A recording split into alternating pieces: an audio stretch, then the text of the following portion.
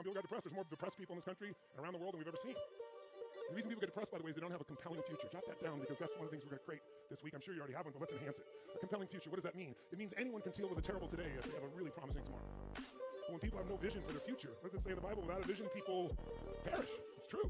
We need a vision beyond where we are. And so we go from denial to anger to sadness and loss. And by the way, do people sometimes get stuck in one of these? You might have been stuck in one of these yourself. You might have a family member stuck in these still. So you got to keep moving. Like, what do they say? If you're going through hell, what should you do? Keep going. That's the only solution. I know it doesn't sound fun, but we always get stronger.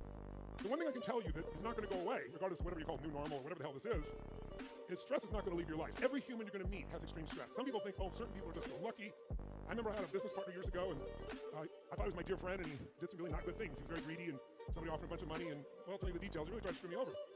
And I got so angry because really underneath when people are angry, what are they? Hurt. And where's hurt come from? Sense of loss. That's what this whole pattern is. And we all go through it. But if we know where we're going, we can navigate quicker and not get stuck someplace. And I remember this guy just like, I was destroyed. How could he do this? I went through, he didn't. I went through the anger. I got a phone call from his CFO, told me he was quitting because they were cheating me and told me. I called him up and said, I'm sure you didn't do this deliberately, but I need you to fix this. And instead of fixing it, he stalled for 9 months, and then I said, I'm going to sue you, then I'm going to have to. And he sued me the day before I told him I was going to sue him. And put in the media that I was the problem. I eventually won the whole thing, but it was such a pain. But I went through all these emotions.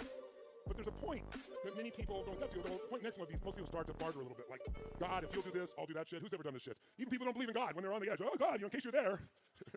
Just in case. I'm willing to clean this shit up if you'll just save my ass in this situation, right? And that's where the bargaining starts happening. But there's a level you got to get to, and it's counterintuitive for most of you. It would be counterintuitive for me.